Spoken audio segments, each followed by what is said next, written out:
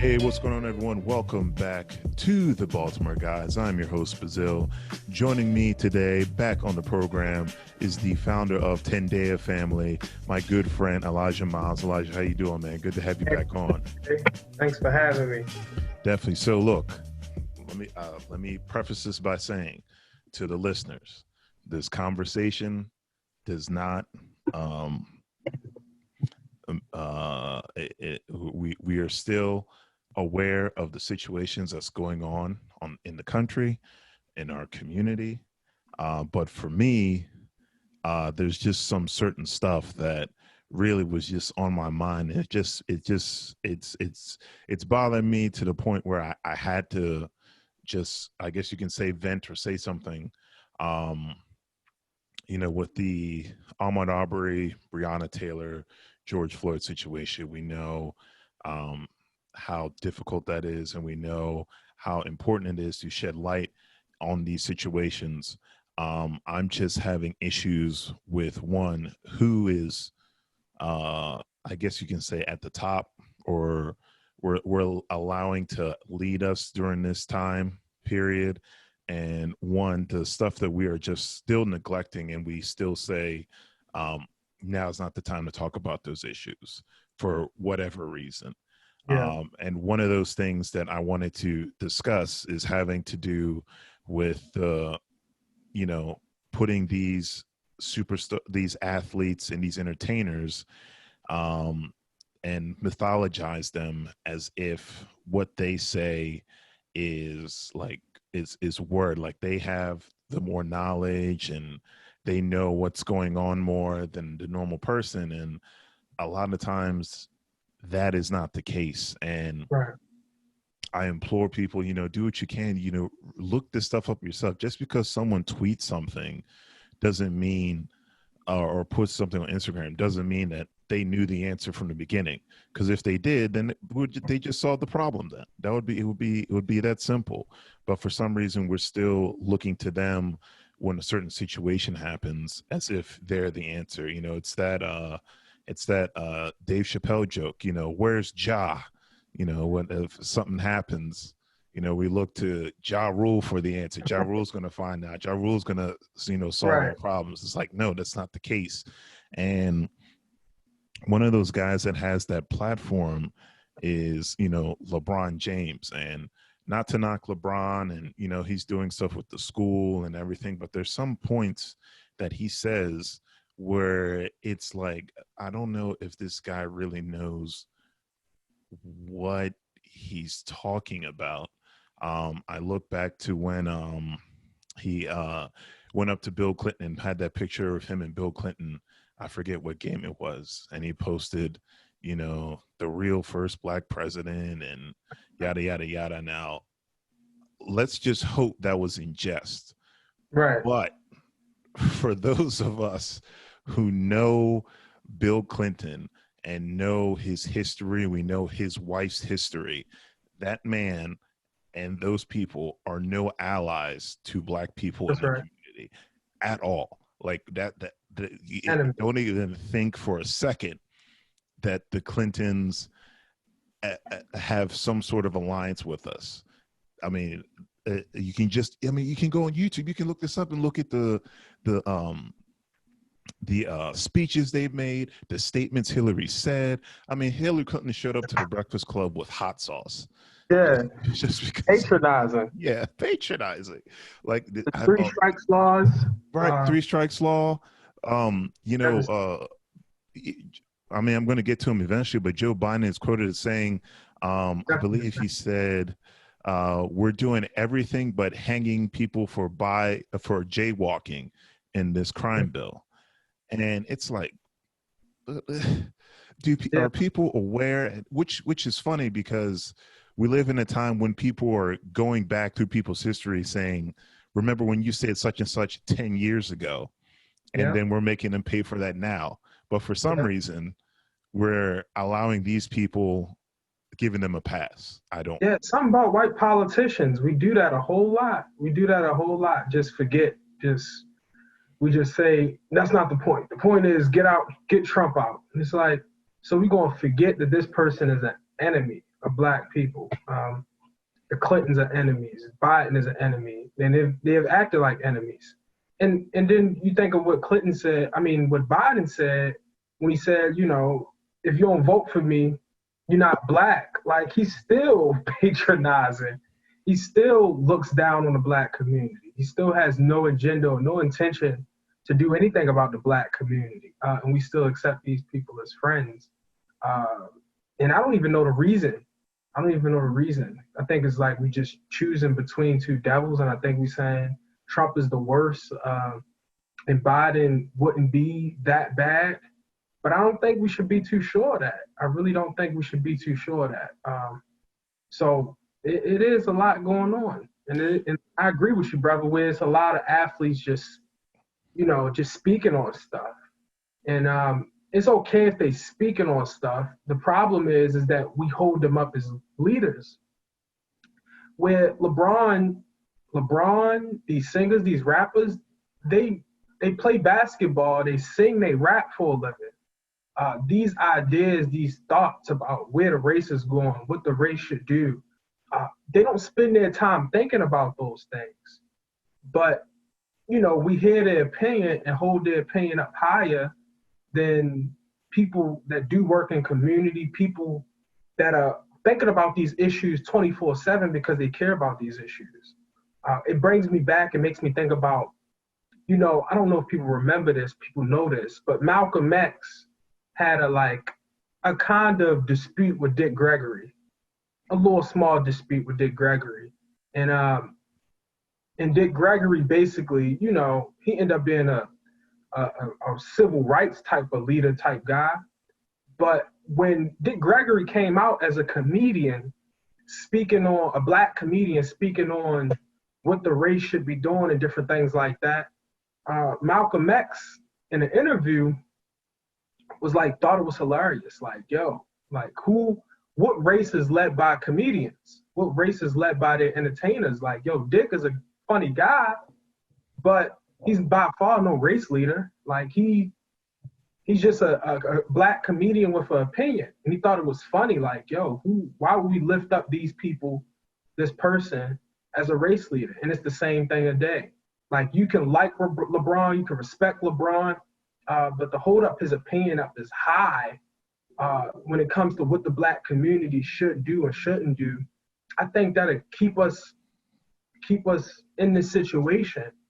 Because LeBron's good intentions or any black person's good intentions is not enough. We need well thought out analysis of our situation and well thought out solutions. And I don't think that LeBron is the guy to give us that. I'm not even sure if he would say he's the guy to give that to us. I think we just have to do our part of not holding his opinions up high. And people criticize, and I end on this, people criticize Michael Jordan for, you know, not speaking on stuff. But I can see why. Because you do put yourself in a bad place when you start speaking out your lane, outside of your lane. So I'm not one to tell LeBron, shut up and dribble, but I'm one to say, be careful how you listen to LeBron's opinion, because that's not his forte. That's not his lane.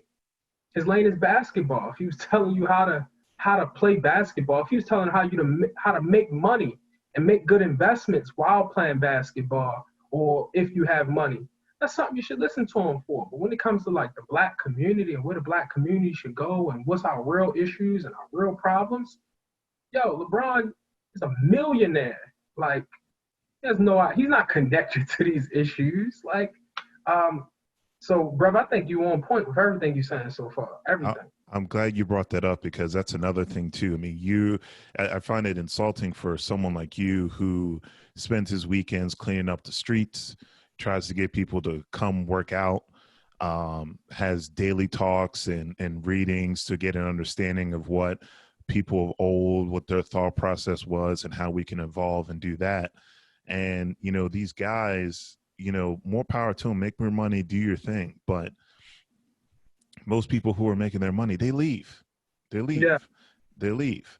Jada Pinkett Smith, oh, Baltimore this. She's not here. All right. She's living on a hill where she walks out her backyard, it's a lake. That's where That, she's living. So I think people need to understand. And also another thing too is, the amount of sacrifice I believe that will be needed for us to really move things forward. And a lot of people, especially those higher up people, are not really willing to lose. I mean, you're at a point now, as you said, you're a millionaire. You're living in places where most people would die to be there. You're doing yeah, things most people would die to do. And if it became a choice to sacrifice that lifestyle for the betterment of your people, I highly doubt that they'd be willing to do that. Case in point, the shooting with Jacob Blake, I believe his name was. Everyone said, "Okay, we're not playing. We're not your entertainers for a day," and now we're back to it. So yeah, it makes you. I read someone saying it makes you appreciate people like Muhammad Ali, who went to jail. Was he lost everything. He lost a lot. He lost everything during that push and strive for something that he believed in. And these guys did it for 24 hours, because yeah, once you don't get that check, it's like, I mean, even yeah, if, and a lot of things, I mean, people can go back and look at the situation like ESPN did with Broke. Just look at the people that they had on there, which is a small number compared to how many people play professional sports. How many of them are struggling financially? Now yeah, you have outliners like LeBron James, Shaq, Kobe, who took what they learned from the game and was able to put that into a business aspect to where they have multiple streams of income, and they're able to they're not worried once the game is over. A lot of these guys are not doing that. Let's take Antonio Cromartie, who had 9 or 10 children from 6 different women.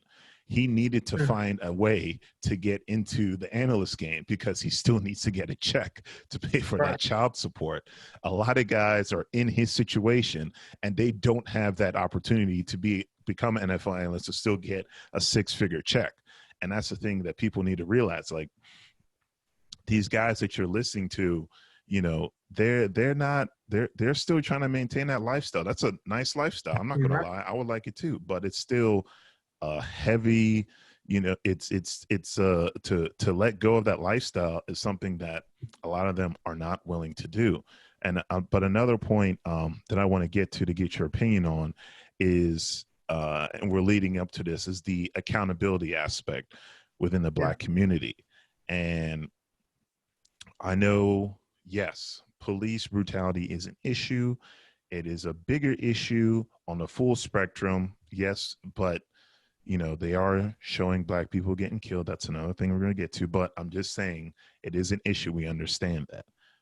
But within our community, I know they call it Black on Black crime, crime in the Black community, whatever you want to call it. Yes, I know that's an issue for some people, but the thing is that I don't understand why we allow certain things to overcome our issues. We're willing to point the finger that, hey, you guys need to resolve this issue with us first before we solve our own issues. And I don't understand it, because you're someone who preaches we need to hold ourselves to a higher standard, like throughout, regardless. And for us to just be, pointing the finger, almost this victimization of stuff, like just not willing to take accountability, like, hey, maybe we need to get eggs in our basket first before we go over and try and to tell someone how they need to treat us. It still needs to happen, of course, but at the same time too, the killings that are going on here, the crime and stuff. I mean, LeBron is quoted as saying, "Black men are terrified, walk the streets." What? I'm not terrified of the police so much as I am terrified of my own doing something in a neighborhood. I've been out recording where there was a shootout up the street and I could have been hit by a stray bullet. I've seen people who have suffered the loss of a loved one over nothing. I mean, people used to get killed for stepping on Air Force Ones. You step on yeah, someone's shoes, you get you get killed for that. And it's like, come on, man, it's a shoe. It's in contact with the most dirtiest part of the planet at all times. Right. Why is it that for some reason, in some aspects, well, a lot of things, we don't want to have the difficult conversation with each other on our issues, but we're willing to point the finger on other people to solve our issues? That's deep. And I think the reason why that happens, brother, is that we always around white people. And that matters. Because when we always around white people, it's this thing of airing out our dirty laundry. So we have to think of like, white people are watching. So let's say I'm in a boardroom and it's all white people and they like, they say something like what you just said. I'm more so going to give them a history lesson of like, yo, you got to understand that we suffered 400 years of oppression. You got to understand that you brought us here as slaves, took away our culture, our religion, our God, our names, our language, everything. You took everything away from us and brought us here. And so, we are a creation of America. We are part of America's creation. So we are what this country has made us. And that's true. But when we get in rooms by ourselves and we still say that same narrative, that's when it's problematic. Because when we're in a room by ourselves where it's not white people, where we know the history of what we've been through, we still have to say, okay, but so what? Like, yo, all right, we've been through this. We went through this. We've been oppressed, all that stuff. We've been oppressed now. But what will we do about it? Because if we don't think that way, then we're just victims. We just victimize ourselves. We're not victims. And I think it's disrespectful for us to just think of ourselves as victims. Because if you're a victim, there's nothing you can do but be victimized and be helpless. And so we have to know that we have power, we have intelligence, we have skills, we have talents, and we can bring those things together to change our community. And so I don't like the whole, just the we victims narrative. Police are killing us, black people are killing us, all this stuff is happening. But we have to have that what now mentality. And so if you care about the police killing us, you definitely have to care about us killing us. And you brought up something that I thought was deep also, where it's like, well, it's not the time to talk about that now. The black on black crime is not the time to talk about that now. The issue with that narrative is that the reason that we're talking about police murders is because media, the white media, has decided it's the time to talk about that right now. And if we are waiting for the white media to make that the topic of discussion, it'll never be the topic of discussion. Because for the white media and white people in general, black people killing black people selling drugs, black people robbing each other, that's normal. That's normal. In fact, white people feel comfortable in America, that exists. So if we wait for them to make it a topic of discussion, it'll never be a topic of discussion because it's normalized. And because it's been normalized for white people, it's normalized for us now. And so we don't think about nothing. Like, so 350 people, mostly black people, murdered in Baltimore City last year. A population of 600,000 people in Baltimore City, and 350 people were murdered in Baltimore City last year. Most of them black. I think it's like 2 or 3 out of 10 murders are solved in Baltimore City, but we know that most of the victims are black. They want us to accept that as normal. And for the most part, black people, middle class, lower class, upper class, we accept that as normal. And so we have to, you talk about accountability, we definitely have to hold ourselves accountable, but it's not like to wag our finger at each other, but it's like, what will we do about changing our community? And that's what we have to come to. Like, like Elijah Miles, what will I do? And what will people like me do to change the community? Because Baltimore City, New York, Philly, California, wherever there's large masses of black people in a city population, it's the same type of habits and same type of tendencies. So we as black people have to say, all right, police is killing us. But what if we got ourselves together? Then maybe we can actually do something about police killing us. I'll give you an example. People talk about like Sandtown, where the Freddie Gray situation went down.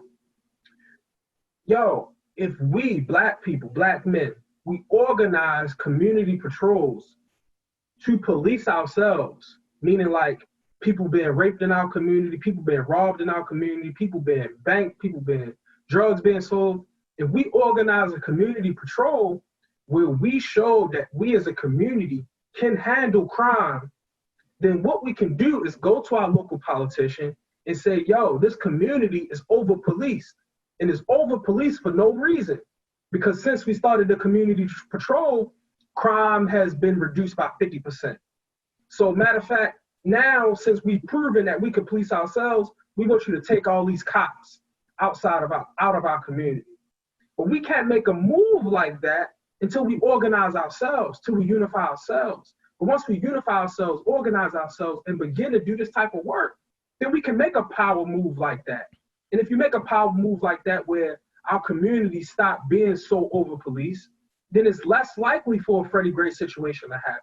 It's less likely for Eric Garner's situation to happen. The police that did that to Eric Garner, who was the first I Can't Breathe, they had a relationship with him. How did they have a relationship with him? They knew he sell loose ones, sell Newports and different things. How did they know that? Because the community is over-policed. In the Jewish community up Park Heights, they police themselves. So we have to police ourselves if we want things to change also, but that's about the work that we have to do. Give you another option about police brutality. We had the Black Panther Party. That's a whole nother option. Okay, we can't get the politician and get them to stop over policing our communities. Then we, as Black men that's organizing that community, we can do something against that action. If they murder a Black person and we can't get justice, we can do something against that action. And I won't go too deep in that solution, but that's an option. But when Freddie Gray happened, it was no organized response to that because we're not unified enough for an organized response. And so without an organized response, I mean physically, economically, politically, there's a lot of ways you can make an organized response. Without an organized response other than marching, you're not going to have much impact.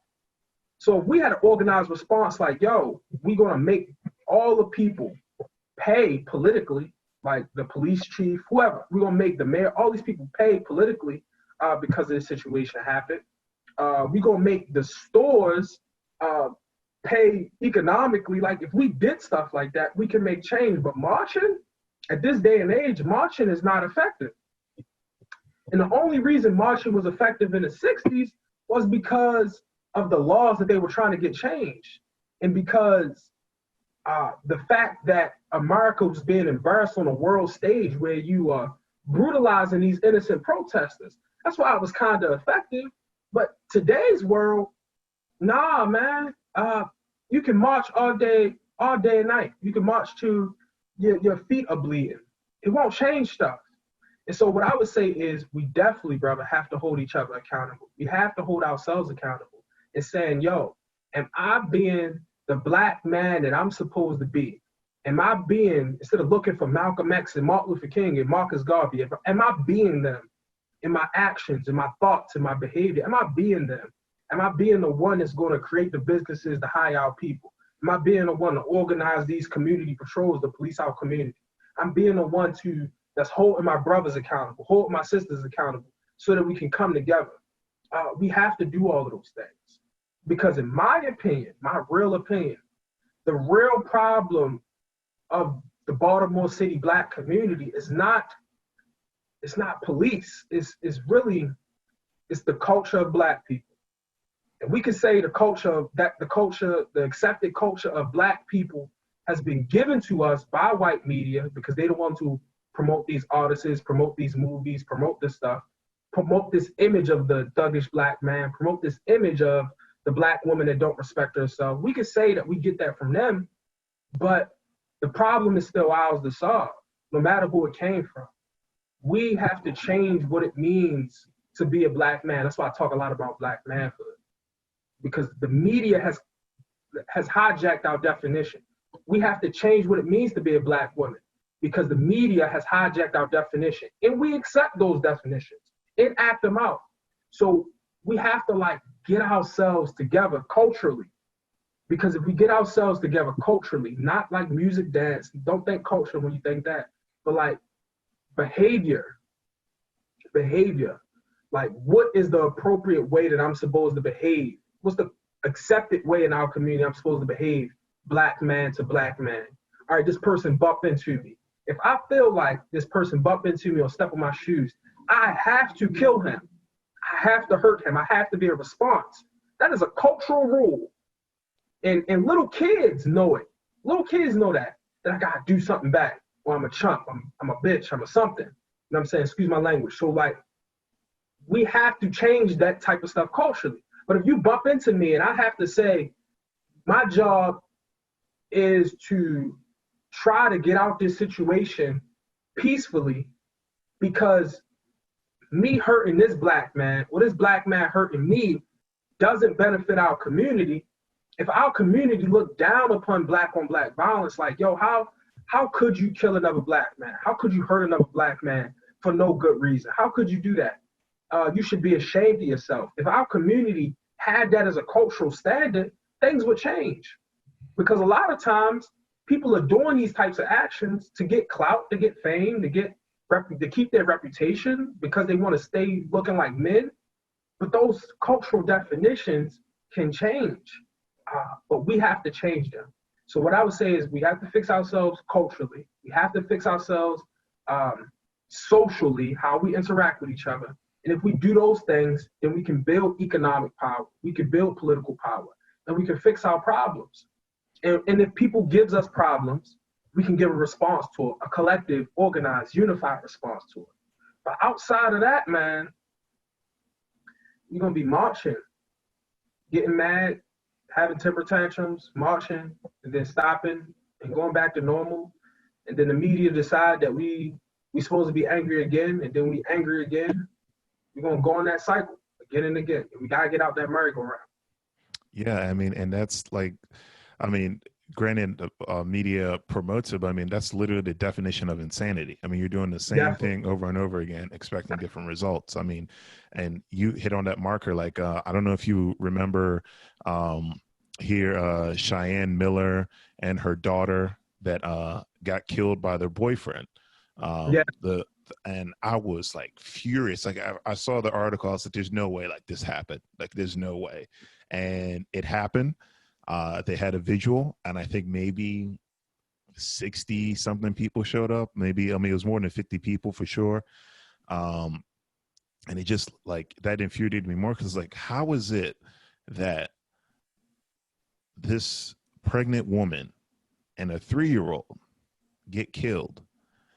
And I mean, it's silence. I mean, where's BLM at? Where's the marching? Where's the outrage at? But let you know, not even a video shows up, but oh my God, a cop just shot somebody else. Man, they're out there in armies ready to go to war. I'm like, wait, like, come on now. Like, if the cop thing happened, all right, sure. But we have literally a pregnant woman and a 3-year-old got gunned down. They got killed. Innocent lives just got killed like that. And we just, this is that has to change, that normality. And I mean, you yourself, you had gotten under fire for criticizing the WAP video. And I was like, what? Like, oh no, he has no right to be telling a woman to look. No one said anything about that. The point here is this: for our women, for so long, I mean, everyone still calls himself the baddest bitch nowadays. How is that like? How is that okay? Like, even if you call a guy a bitch nowadays, she'll be like, "You, I am." I'm like, okay, well, that's crazy. Well, excuse me, then it's no longer considered like those used to be fighting words. They used to be like, okay, you're trying to get hurt because you're trying to hurt me because you went to that level of calling me that. Now it's a praise.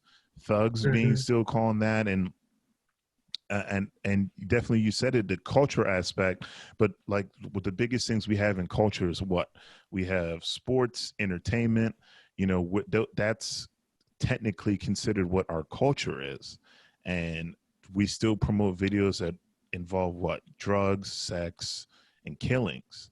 And for us to have some sort of conscious rap, I had a friend of mine who told me, man, that conscious rap stuff is good every now and then, but sometimes I just want to hear about gang banging and da. I'm just like, okay, well, that's not really gonna get us Yeah. anywhere. But that's Yeah. on you. That's crazy. It's on to you. But going back to uh the media's role, and as something that I don't think people really pay attention to, is that whole thing. I mean, there's even a guy who did a TEDx talk speaking about how uh the portrayal of black murders, it's profitable. It is Definitely. literally, it's profitable. You have Instagram will allow videos showing the full black people killing each other. So you'll see shootouts. The guy in Philly shooting his supposed friend right in the back of the head. They'll show that. They'll show black people getting gunned down and all this other stuff, unloading clips on each other. They'll show that. But let you say something about why vaccines aren't good, Yeah. anything dealing with pedophilia, kids, whatever, they'll ban that. Oh, no, Yeah. that's not, that goes against our guidelines. Well, how is that? You can show me someone like me getting killed, but then turn the other cheek when it's talking about, oh, this guy's a pedophile or whatever. And the news, I don't know if you notice when the news does stuff, they'll show a story, they'll be like, oh, what you're about to see is graphic or whatever. Right. Most of the time when they show a killing of some other ethnicity, they'll blur it, of course, or pixelate it. When it's about to happen, they pause the video right then and there. For us, they play that whole thing through. They might Yeah. pixelate it, but they'll show it, then pop, they might take the sound out, but then you'll see pop, pop, pop, pop, pop, and then the body just keels over. They'll show that whole thing, full on. And the thing, I understand people can get upset, but you have to ask yourself, why is it that they are willing to show that on the news? News used to be something that families used to watch together, 6 o'clock news, whatever. They used to be a thing that you watch together. And they're willing to show that to families for supposed, this is this is a new era. We're not going to tolerate this, yada, yada, yada. But for other stuff, you have to look online to see other people getting killed or showing the videos and showing that. But for us, oh no, we'll show that, full on, full scale, so you see the whole thing, so you can get all the details, get all the context of what happened, even though the context that the majority of time that you see is what, 30 seconds to a minute. So even then you still don't get the full story of what's going on. And I don't get why people are afraid to question these things. It's almost as if you wait for the facts, you're too late. Supposedly waiting for the facts is now it's a bad thing to do. It's like, well, let me just find out what the whole story was. I mean, I don't know, what the situation was. Granted, the result ended terribly, yes, but at least let me get all the information I need so I can make a decision. Now this is what we're showing you. This is how you need to feel. And I just don't get why. Yeah, react. I just don't get why we as a culture, we as a people, do not question things. With the history of what's been going on in America, you should at least at some point just be wanting to just question something. Like, just ask, like, why is it like this? Just a couple questions, just to open that like third eye a little bit. So because I mean, if you just, I mean, you fall for one thing, you fall for anything. That's right. Well, part of it, I think, like, is one, I don't think we, I don't think we fully know. I really don't think we fully just realize the extent to which we're susceptible to propaganda. You case in point, like I teach students, and if you ask them like, yo, do you think that the music that you listening to, that, you know, NBA YoungBoy, Meg Thee Stallion, you think the music you listening to impacts you? Most people will say no, has no impact on me whatsoever. I don't care if you ask the youngest of little kids or the oldest of adults. It's like, no, the music I listen to, the media I watch, the things I ingest has no impact on me. And so I don't think we are fully aware, and it's almost arrogance. I don't think we fully want to be aware of how much propaganda in the media can have an impact on your consciousness, on your identity, how you see yourself as a man or a woman, how you see yourself as a Black person, how you see yourself as a person that's from this city or from this town or from this economic class. I don't think we fully, you know, want to be aware of that. And then also you said something earlier that made me think like about why, like, you know, we respond to police killings, but we don't respond to the stuff that's happening in the Black community. Well, Tendea does what it does because of that. I think part of it goes to the schools. And this going to sound like a weird connection, but it goes to the schools. So like Amos Wilson and other Black scholars, they talk about this thing called historical amnesia. So the schools have only taught us about Rosa Parks, Martin Luther King, the civil rights movement. They taught about slavery, and then Rosa Parks, Martin Luther King, bus boycott, civil rights movement. And because of that, when things happen as it relates to police or government, we go and do what we know about.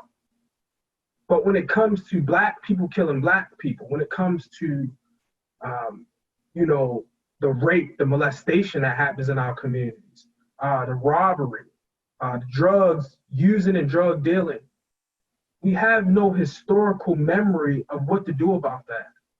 So because it's kind of like your future is guided by your past. When you want to think about like where you should be going next, you go back to your past. But if we only aware of little parts of our past, then we only know what to do about certain situations. So I think it's kind of like we don't know what to do. Most Black people don't know what to do about when Lil Ray Ray killed Lil Mookie. We don't know what to do about that. And because we don't know what to do about that, we do nothing. You get what I'm saying? But when it comes to police killing, it's like the simulation straight kick in. This is what we do about that. And then also, I don't think we do what needs to be done about the situations in our community because it's life-threatening. It's definitely life-threatening. If you want to fix the Black community, you are putting your life on the line. And you're putting your life on the line in a real way, meaning like, yo, them people that's on them corners, they don't care nothing about breaking the law. And so if you come and trying to make things better, trying to get people off of drugs, trying to change the community, you are messing with their money. And so you're literally putting your life on the line, and you could literally put yourself in harm's way. And I don't think many of us are willing to do that. I think some of us are like, you know, I'm just going to get out of town. I'm just going to strive to lead a hood because I don't want those problems. So I think it's part historical amnesia, meaning we just don't know what to do. And so Tendea does what it does because we want to show people this is what you do.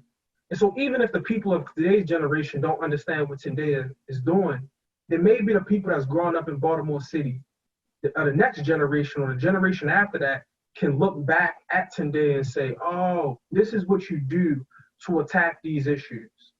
So for us, if you want to attack the issues of Baltimore City, you have to attack the mindset of Black people that live in these situations. So that's why we do the book readings.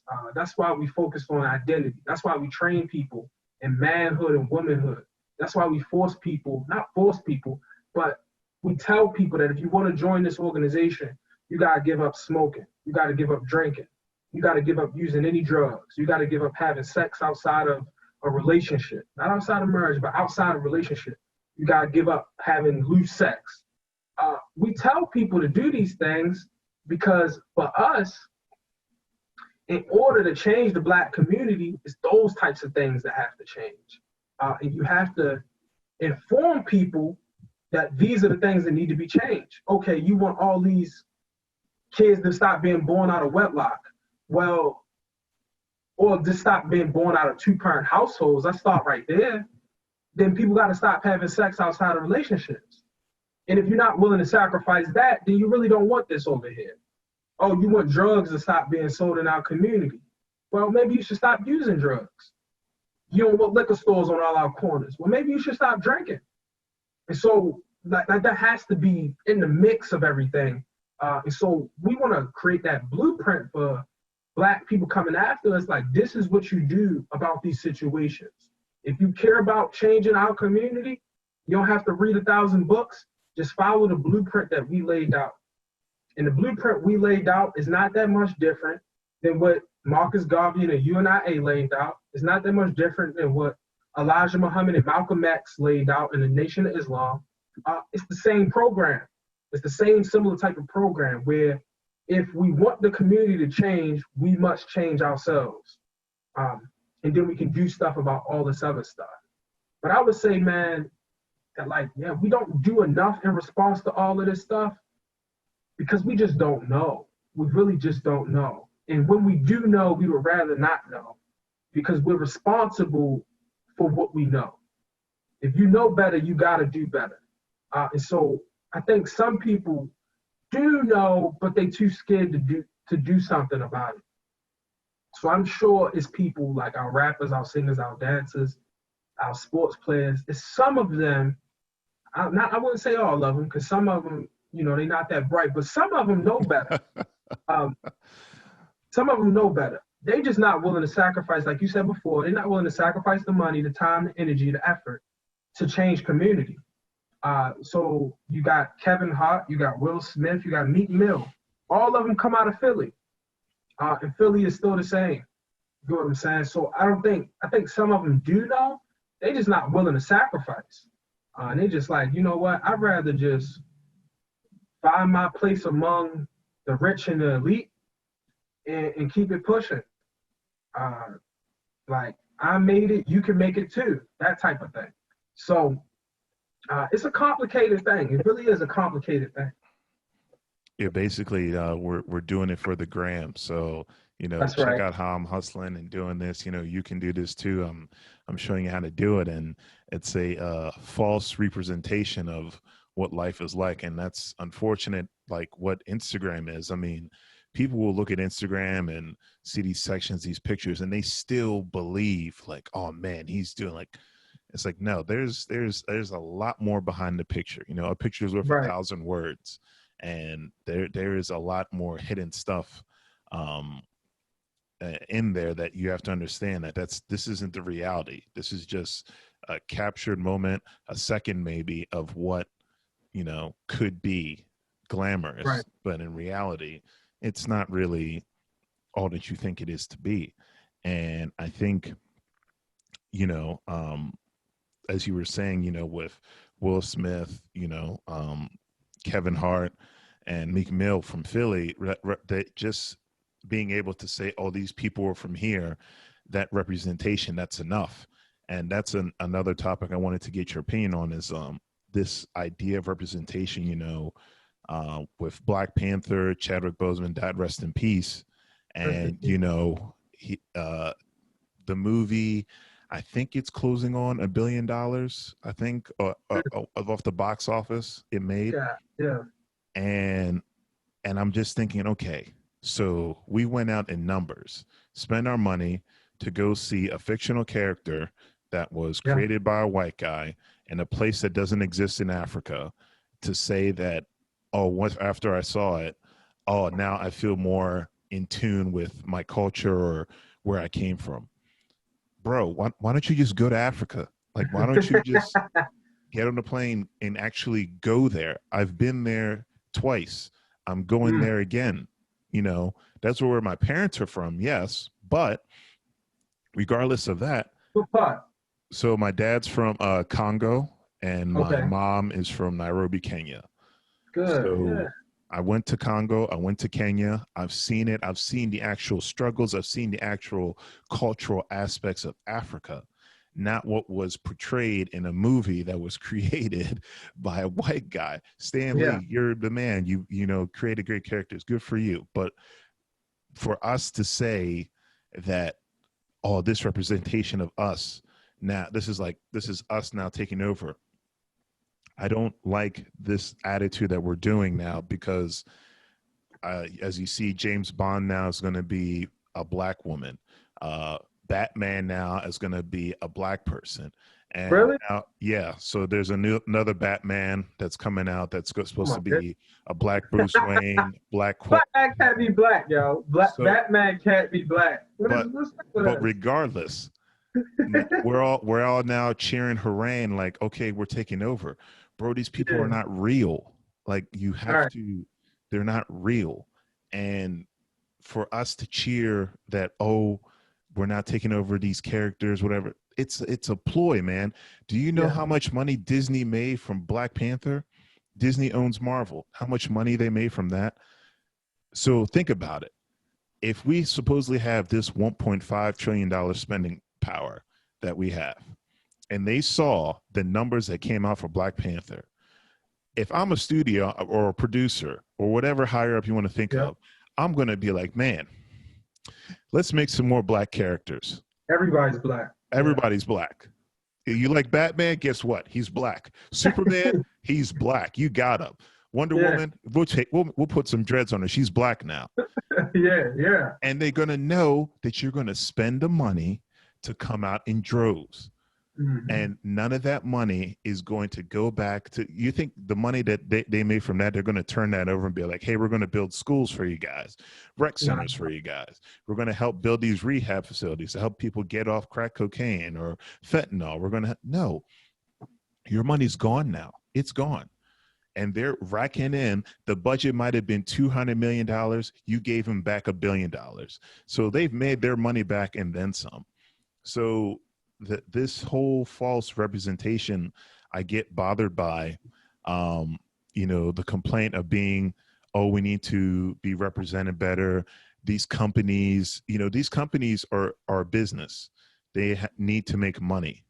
And for you to think that just because they put Black Lives Matter on Nike or whatever, that doesn't mean that the company actually believes by those by those standards, I guess you can say, of it. They need to keep making money. And who makes who brings in the money? Black people do.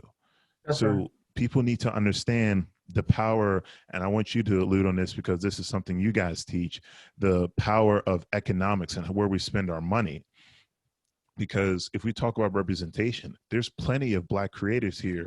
You can look, let's go again, social media, IG, the bad parts of IG, the good parts of IG. IG, you show who are the creatives out there Yeah. that are making original characters, that have ideas for original scripts that represent black people. Yet they're struggling to get funding for their projects to be made. But we'll go out and spend our money to go see James Bond just because now they said, well, guess what? 007 used to be this white guy all these years. We're changing it up. She's going to be a black woman. Great. Yeah. Fantastic. This is what we wanted. This is all we wanted. Meanwhile, you have someone of your culture who's creating something that represents you, and you don't want to give them money for that. Nollywood, Nigerian filmmaking, they've been making movies since the 1960s representing black people, and none of it had any European influence. Yet we don't support that. So I wanted to get your input on one, people for understanding the representation of where it's really coming from and the power of economics and where we truly need to spend our money if we're really about that life, I guess you can say. Definitely. One thing we always have to remember is that representation does not equal power. And we either forget that or don't realize that. Representation doesn't equal power. And so I like the Black Panther movie. I like Ryan Coogler as a director. I love what's her name? Okoye, the bald head chick that was the leader of the, I forget what the name of them was. But like, I know that that doesn't benefit Black people. Like, that the representation of them doesn't benefit Black people economically. And so what Disney does, or what all these people do, because they business people, as they, as they should, they manipulate the talents and the skills and the efforts of people like Ryan Coogler, Chadwick Boseman, Michael B. Jordan, manipulate them and use their talents, their skills, their energy for the economic benefit of their company and the economic benefit of white people. And so Chadwick Boseman, and I'm a fan of Chadwick Boseman, just like I feel the same way about Chadwick Boseman as I do about LeBron, where I respect him at his craft. I respect him based on his good intentions. I believe he was genuine. I believe he was a good man. But Chadwick Boseman said something on the Breakfast Club, and he said, Charlamagne was saying what you said, that the Black, people was arguing about, like, the Black Panther movie it benefits Disney. And Chadwick Boseman, his opinion was, it doesn't matter who makes the movie. And that's the issue. That's part of the issue, is that he believes that it doesn't matter who makes the movie. It does matter who makes the movie. And what's crazy is that people know that it does matter who makes the movie. And so I think we do have to support Black creatives, but it's also a part that Black business people have to play into this. So the reason Tendale wants to build strong Black businesses like the Fruit Creamery, House Movie Shop that we, God willing, will open this spring, the reason we want to build strong Black businesses and franchise them and do all that types of things is because when you have a person that's trying to build their own film company and produce their own movies, we need Black businesses to come out and fund that. Because they may have the creatives, they may have the skills, the talents, but they may not have the funding. And so if they're going up against a conglomerate like Disney, they need some funding. They need some support from their community. Hate them or love them. One thing I do respect about Tyler Perry, even though he's won no Grammys, won no nothing, I'm not even a big fan of his movies. I think his movies, the content is real harmful to the Black community, but he owns his stuff. He's real unapologetic about that. He owns his stuff. And because he owns his stuff, he just became a billionaire. I don't know if you saw that. Mm-hmm. He just became a billionaire. And so that's important. That's so important. Ownership is so important. We need power, not necessarily representation. We need to control Disney. Even if Disney is only making stories about white people, if it's controlled by Black people and benefit the Black community, we need it to be like that. It doesn't really, it's not saying it doesn't matter the stories that we create. We definitely need good stories. That's why I like Black Panther. We definitely need good stories. And we need it from the lens of Black people. And I think we wasn't like that so much before, but I think we get into a place where we saying, this story will be unapologetically Black. That's a good place to be in. But maybe that's a too comfortable place to be in also. In the same way integration was a little comfortable. Because now we got the illusion that this thing gives us power. That the fact that this is an all Black cast, this is a Black story created by Black directors and Black producer, that this gives us power. It's like, no, where's the money going? Where's the money going? That's what we don't need a good slave master. We don't need a good owner. We need Black ownership of everything that's Black. We need cultural Black ownership because Black Panther, the movie, became something representative of Black culture. And it's sad that we as Black people don't own that. It's so sad. We have to own that. Malcolm X, the movie, it became something that's so cultural to Black people. And Spike Lee produced it, but the rights to that movie, Spike Lee don't own that.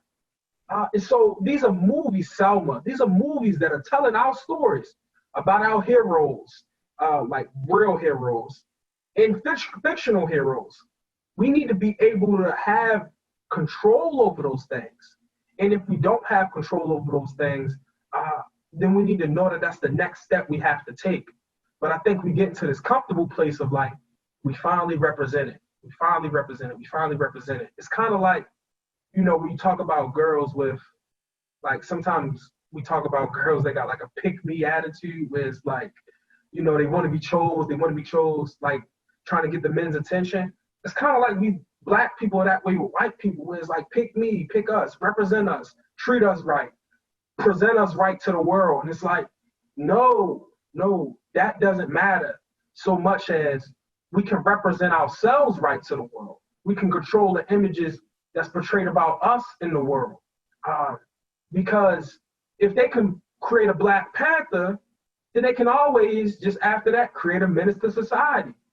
And so if they got control over it, they can do those different types of things because it's theirs and they have the power. But we want to have the power in our own hands. And then we also have to know this. This is part of the last thing. It's like that all representation ain't good representation. All representation ain't good representation. And we don't know how to come out against particularly movies and TV shows that are against us. Like, this is not good for us. Give example, like when Scarface came out, Cubans boycotted the movie because it's a bad representation of Cuban people. When The Godfather came out, even though everyone loves The Godfather now, Italians boycotted that movie. They protested about that movie because you don't represent Italian people like that. But when Menace to Society come out, when Paid in Full come out, when movies like, Fall from Grace, Tyler Perry's movie come out, well, that movie got criticized because it was a bad movie. But even like movies, all the Tyler Perry movies are based off the destruction of the Black male, that the Black male ain't nothing, ain't gonna never be nothing, and it's the lifting up of the Black woman. His whole movies, all his movies are based off of that. We don't know how to come out against that and say, this is not a good representation of Black men. This is not a good representation of Black women. This is harmful to the Black community. The fact that we're represented, we just like, we gotta protect it. We gotta protect it. It's like, no. I would still even argue, we love The Color Purple. I would still even argue that it's questionable whether The Color Purple is beneficial to the Black community. Because The Color Purple is like a Tyler Perry movie back in the day. That's all it is. You got this man, this cruel Black man that's doing something to these Black women. He's almost like a devil type character, doing crazy stuff to this Black woman, neglecting the fact that white people taught this man this. They're close to slavery. The way he's treating all these Black women in this movie, he probably was treated like that by a slave master. And if he wasn't treated like that by a slave master, he was treated like that by a father that had a slave master. So, like, the thing is, it's like these portrayals of Black men and Black women, they are powerful in the fact that it influences the next generation, influences their minds, but it's still not enough. Representation is not enough. We need power. We need economic power. We need all that stuff. Like, we need the power to make and create. You need the power to destroy, to junk movies. We need all that power.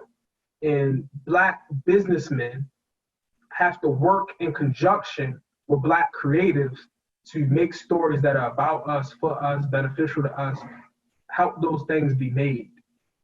And just looking forward to what a problem that could come up is that when we get these movies that are created by us for the benefit of us, when we get those movies created and we get the money off of it, the Black creatives that have these companies have to push that money back into the Black community. Because what they could do is, do like some of these rappers and singers do. They could just say, I'm gonna get me a house, get me a car, and that's what I'm gonna do. Like, the Black community can kick rocks for all I care. So Tyler Perry is a billionaire, but what community was affected by his billions? I've been to Atlanta. I've seen Tyler Perry's little studio. It's in smack dab in the middle of the hood. He didn't make that hood not a hood. That hood is the hood. And it's Tyler Perry Studios right there. So like, and that's a slap in the face, but we won't think of it like that.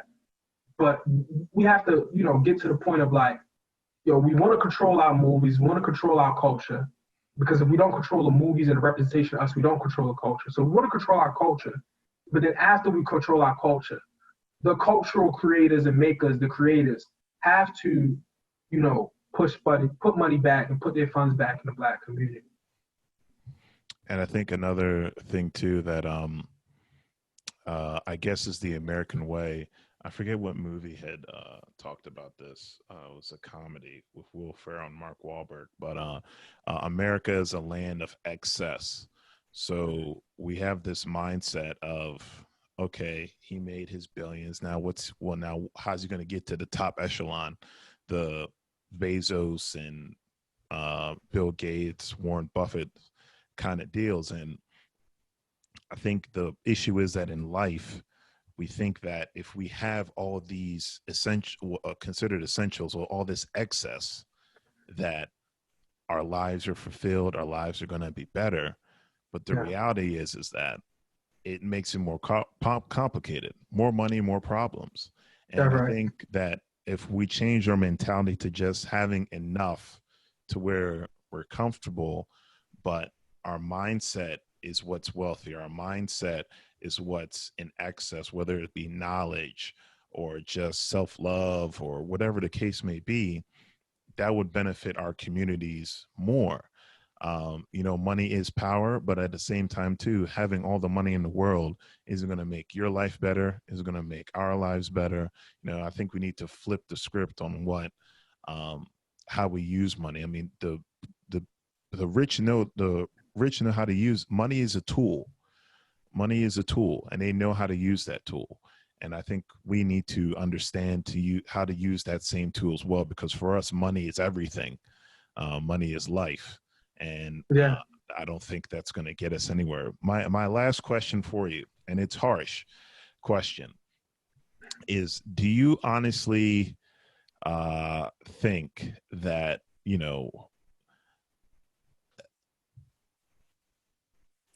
efforts of what you're doing, I commend and I always praise the stuff that you do.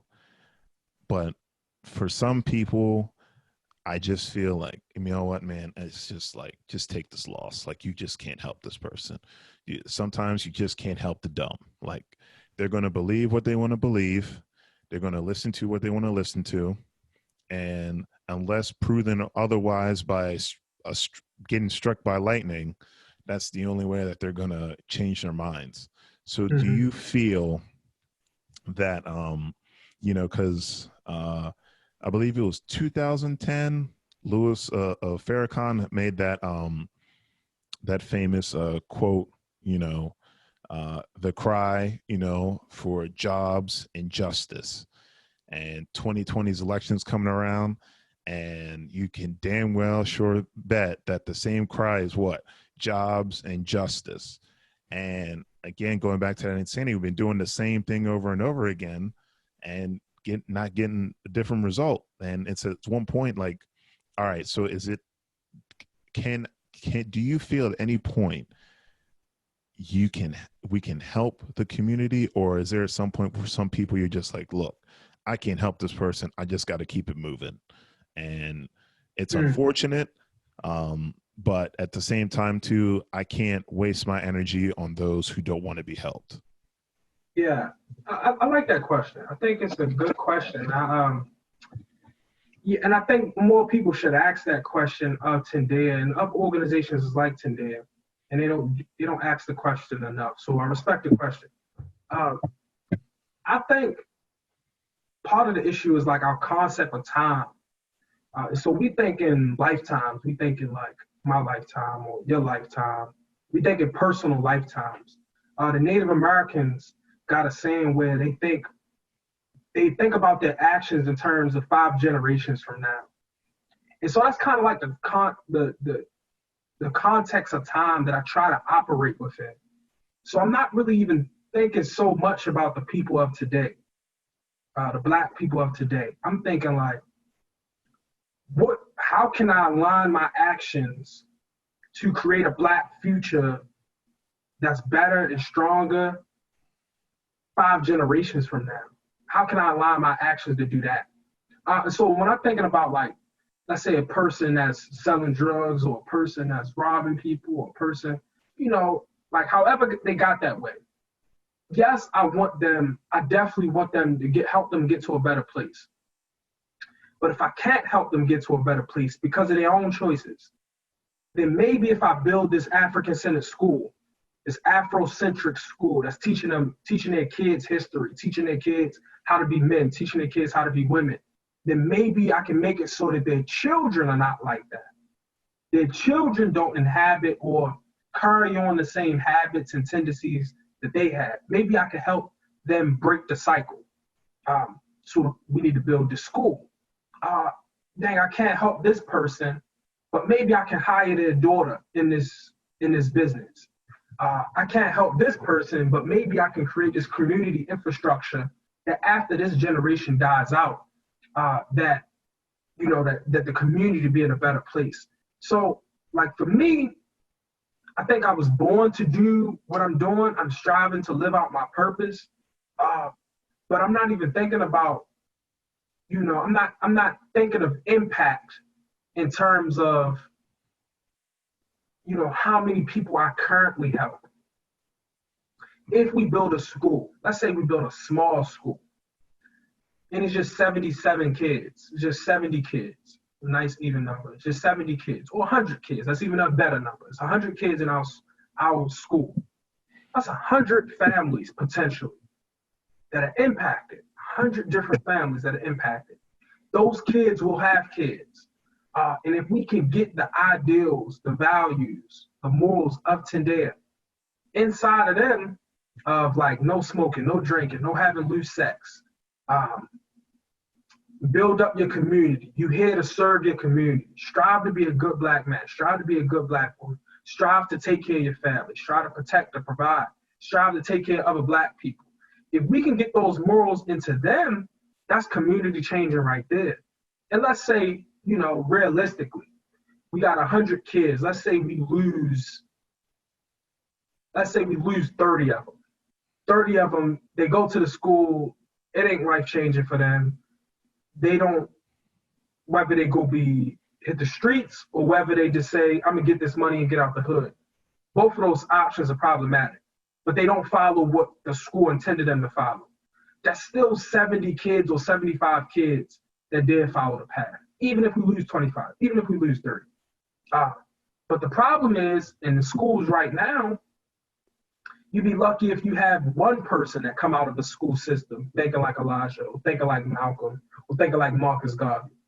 You'd be lucky if you have 2 people that come out of a certain neighborhood at a certain generation that think like this. And so I'm trying to up that number, because if you up that number, then you get one day, you may get a whole generations of Malcolms and Betty Shabazz and Assata Shakur. You may get a whole generation that's like that. And that's not far-fetched, because if you look, and this is why we got to study history, if you look at what the Black Panthers were, the Black Panthers they just didn't pop out of nowhere.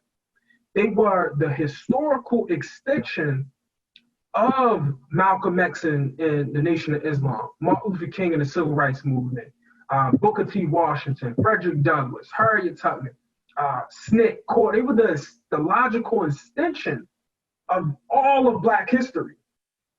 And it came together to produce this generation that got the kind of like the best of Martin and also the best of Malcolm X.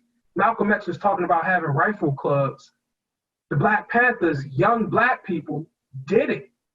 He was just talking about in his speeches, we need to have rifle clubs. Yo, the Black Panthers took Malcolm X and heard by any means necessary and really carried that out. So what I'm saying is that same thing can be done today. It's just it has to be organizations, people.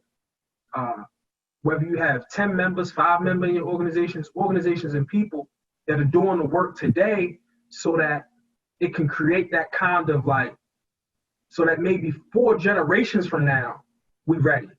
And I don't think, I think we so individualistic.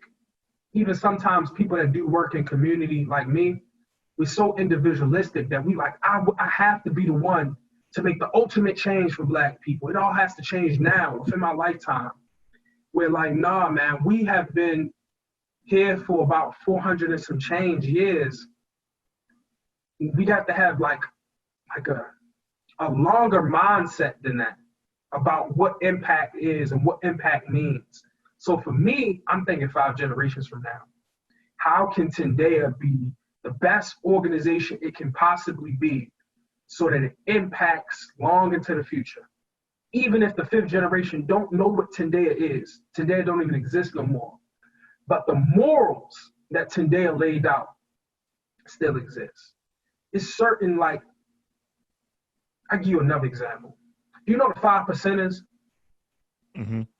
So like people like talk about the 5 percenters and all that. Like all that peace, God, all that, I'm trying to think of other words.